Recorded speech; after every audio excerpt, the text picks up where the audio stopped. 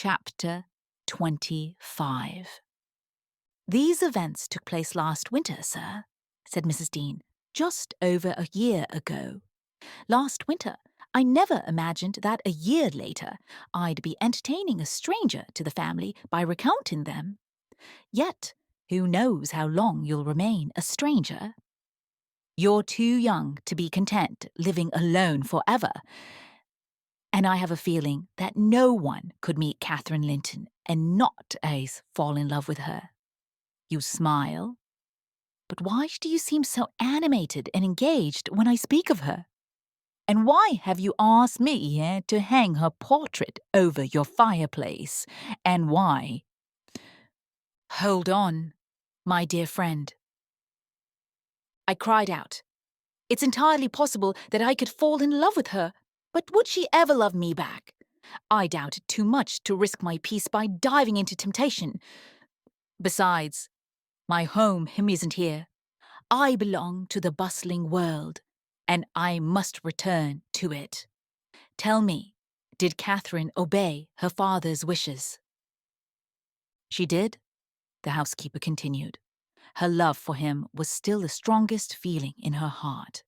He spoke without anger, with the deep tenderness of someone about to leave his cherished one amidst dangers and adversaries, where his remembered words would be the only guidance he could leave her. A few days later, he said to me, 'I wish my nephew would write, Ellen, or visit. Tell me honestly, what do you think of him? Has he changed for the better? Or is there hope for improvement as he grows into a man?' 'He's very frail, sir,' I replied, 'and unlikely to reach adulthood. But I can say this. He doesn't resemble his father, and if Miss Catherine were unfortunate enough to marry him, he wouldn't be beyond her control unless she were excessively and foolishly indulgent. However, master, you'll have plenty of time to get to know him and see if he would suit her. It's more than 4 years until he comes of age.'"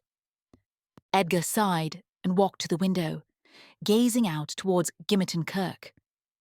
It was a misty afternoon, but the February sun shone faintly, and we could just make out the 2 fir trees in the yard and the sparsely scattered gravestones.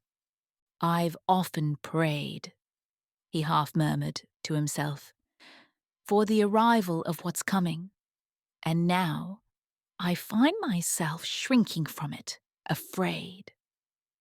I once believed that the memory of descending that glen as a bridegroom would pale in comparison to the anticipation of being carried back up, soon, perhaps in mere months or weeks, to rest in its secluded embrace. Ellen, my time with little Cathy has been filled with happiness.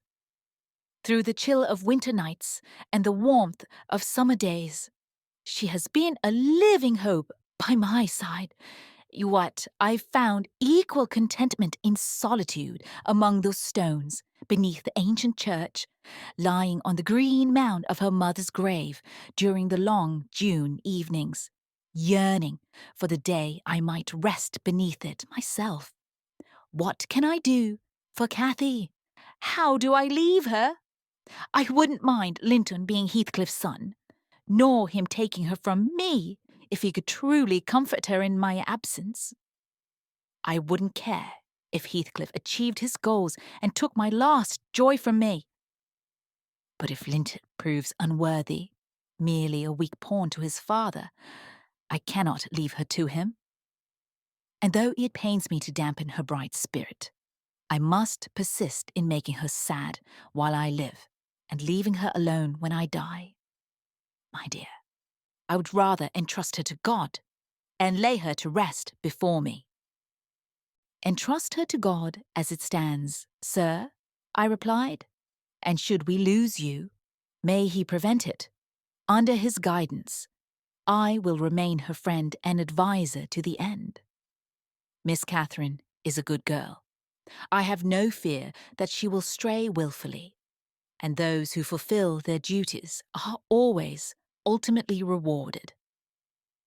Spring moved forward, yet my master gained no real strength, even as he resumed his walks in the garden with his daughter. To her inexperienced eyes, this alone seemed a sign of recovery. His cheeks often flushed, his eyes bright. She was convinced he would get better. On her 17th birthday, he didn't visit the churchyard. It was raining, and I remarked, "You're not going out tonight, are you, sir?"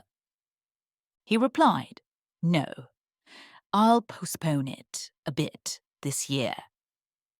He wrote to Linton again, expressing a strong desire to see him, and had the invalid been fit for company, I'm sure his father would have allowed him to visit. As it stood, he sent back a reply, indicating that Mr. Heathcliff objected to him visiting the Grange, but he was delighted by his uncle's kind thoughts, and hoped they might meet during his walks, to personally request that he and his cousin not remain so completely separated.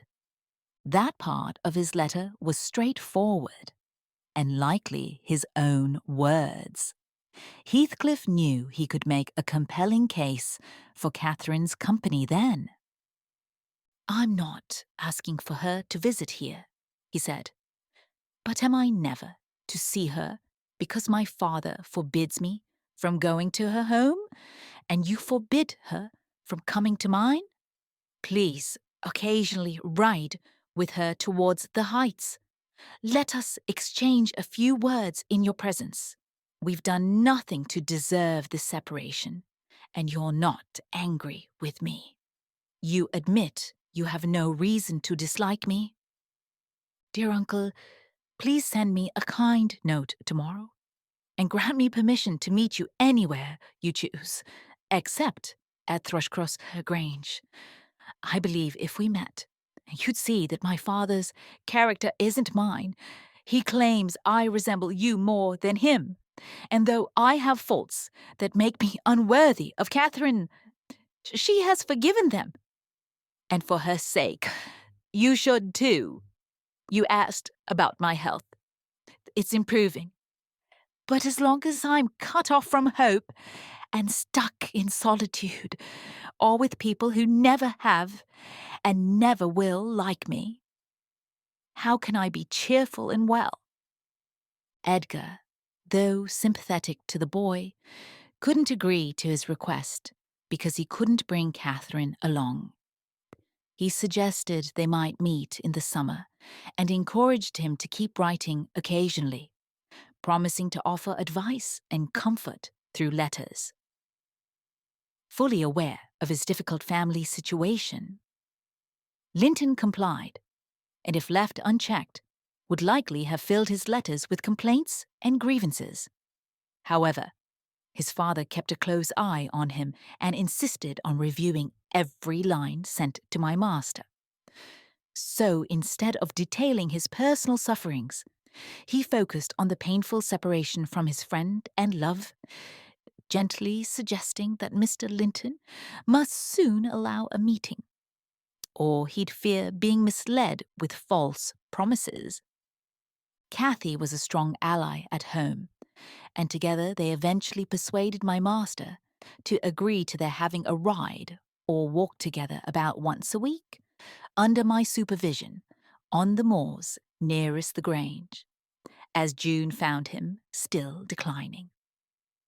Though he had set aside a portion of his income annually for my young lady's future, he naturally wished for her to stay, or at least return soon, to her ancestral home. He saw her only chance of doing so through a union with his heir, unaware that the latter was deteriorating almost as quickly as he was. Nor did anyone else suspect it, I believe. No doctor visited the Heights, and no one saw Master Heathcliff to report his condition among us. I began to doubt my forebodings, thinking he must be recovering when he spoke of riding and walking on the moors and seemed so earnest in his pursuit. I couldn't imagine a father treating a dying child with the cruelty and tyranny that I later discovered Heathcliff had shown, forcing this desperate eagerness in him. His relentless efforts only intensified as his greedy and heartless schemes faced the threat of being undone by death.